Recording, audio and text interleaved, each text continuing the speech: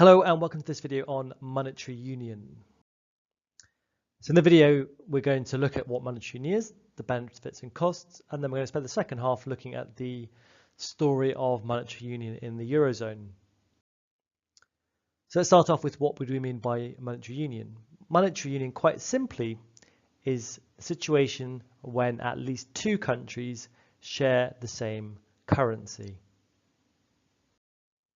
The most famous example of this is probably the Eurozone.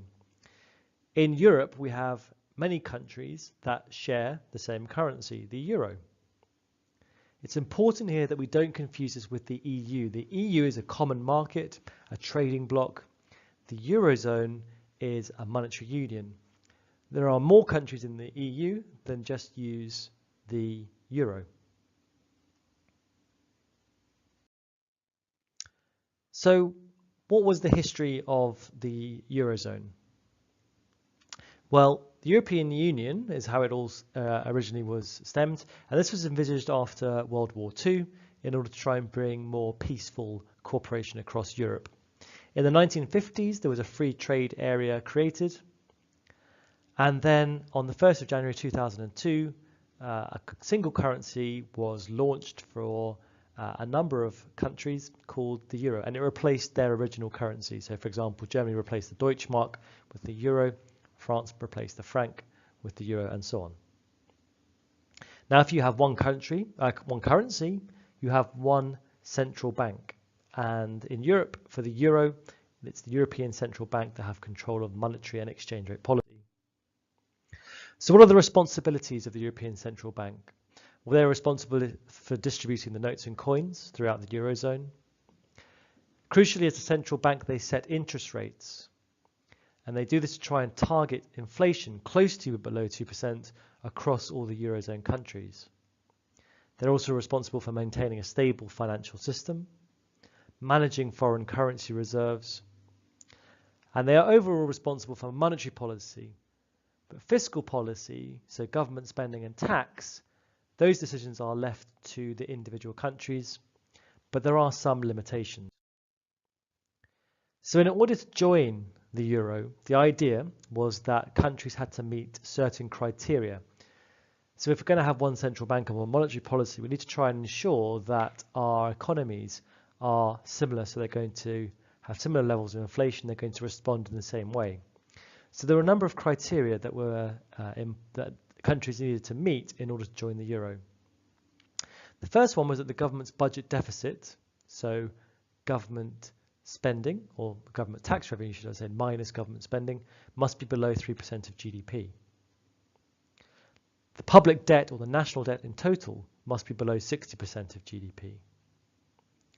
The rate of inflation in the country must be within 1.5% of the average of the best three performing member states at that time. And long-term interest rates in the country must be within 2% of the average interest rate in the three economies with the lowest inflation. The exchange rate had to be within bounds set by the exchange rate mechanism. So prior to adopting the euro, that country's exchange rate would need to be fairly similar or fairly stable, in terms of its rate against the euro. If these criteria are all met, then the country would be eligible to join the euro. Although some critics have argued that many countries have joined the euro even though they haven't met the convergence criteria because of a political will for them to join. So what are the advantages of being part of this club, being part of the euro? Well, there'll be reduced transaction costs. I don't have to pay to exchange money in order to do trade. So it will reduce the exchange rate risk for trade and the transaction costs. We should see a big increase of trade. This might also encourage foreign direct investment. We might see less speculative attacks on a currency because they are a kind of a more powerful currency base now. Also, if we have one central bank but they're particularly well skilled, then we might benefit from their better macroeconomic management than from our own government. Okay, but what about the disadvantages? Well, the key one, and we'll come to see this a little bit later, is the loss of monetary policy independence. What if we have an inflation rate of 5% in Greece and 1% in Germany? What do we do to interest rates? How did the central bank both cut interest rates and raise interest rates at the same time? It's very difficult to do that, or impossible to do that. We have restricted use of fiscal policy through the Maastricht criteria. We have some element of loss of political sovereignty. So we have some countries that have little say in the setting of their own monetary policy.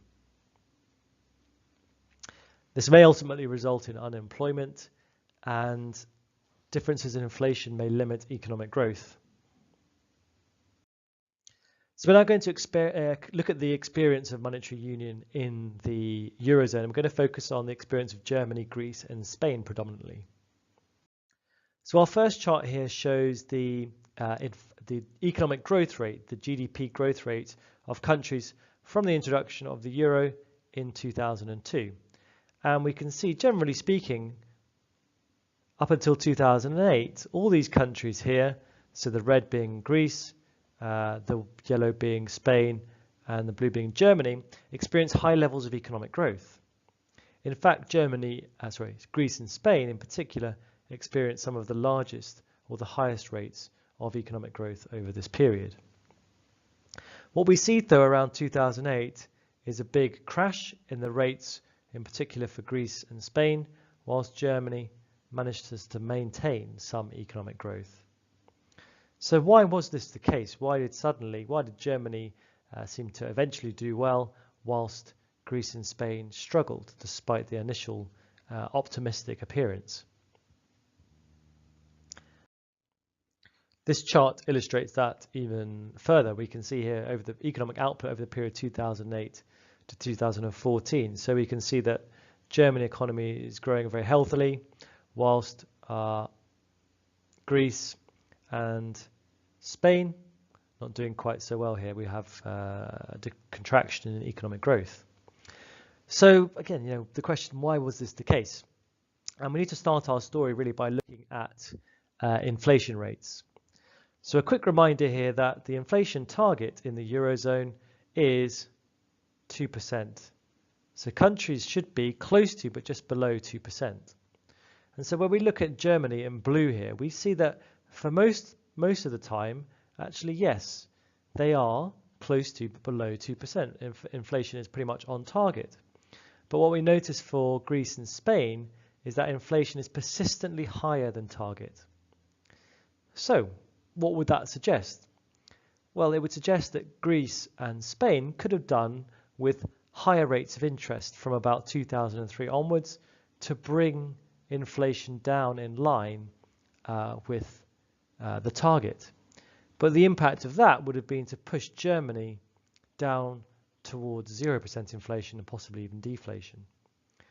So when we look at the setting of interest rates over time, we see that even when Greece and Spain wanted a rise in interest rates in 2003, we see that they are being cut by the European Central Bank so that Germany can meet its target.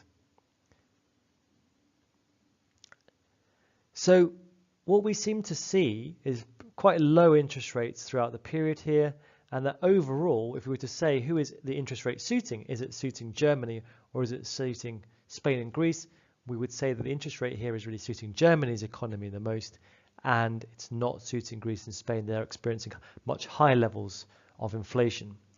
So we have this problem here. The fundamental problem, we cannot set monetary policy for Spain, Greece and Germany so it's effective for all three countries. These economies are just too different. Greece and Spain require higher interest rates to control inflation compared to Germany. So what does the impact do? What is the impact from 2003 onwards of persistently higher inflation? Well, we see in many countries like Spain, Italy, France, we see an increasing rise in labour costs in relation to Germany. So these countries, Spain, Italy, France, Greece, we can assume in there, are becoming more expensive countries in which to produce products. So where are we going to buy our products from? We're not going to buy them from Spain and Greece, we're going to buy them from Germany. This may be combined with other productivity issues, has a severe impact on the trade balance for these countries. We see that when we look at trade, Germany is exporting way more than it's importing, whilst countries like Spain and Greece are going on an import binge, fueled in part by borrowing through those low interest rates that we talked about earlier.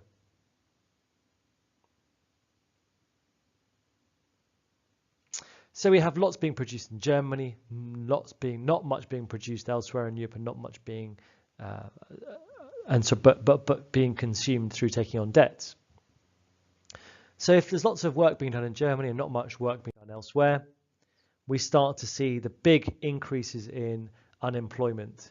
Here we have Spain in yellow and we have Greece in red, and we can start to see unemployment rates climbing to nearly 30% in these countries.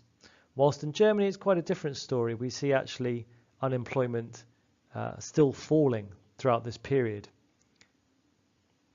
So this is in part due to the trade balance that has emerged. Stuff is being produced in Germany, low unemployment, whereas less stuff being produced in Spain and Greece, and then as a result higher unemployment. So if higher unemployment, what does that mean for the economy? Less tax being paid, more government spending. What does this do for governments? Well, they have to borrow a lot more money. We see here that the national debt as a percentage of GDP in Greece is soaring to a whopping nearly 175% of GDP. Likewise, when we look at the experience of Spain, we see significant increases in national debt as a percentage of GDP. And this brings us to the current debt crisis. Governments struggling to repay their loans, having to have bailouts from the other governments within the Eurozone. So in this video, we've looked at monetary union, we've looked at the benefits and the costs, and then we've looked in particular at the story of the monetary union within the Eurozone. It started out quite well, but those fundamental differences between the economies and the lack of the ability to set their own monetary policy eventually causes some issues and the government debt crisis that we're aware of today. That's it. Thanks very much for listening.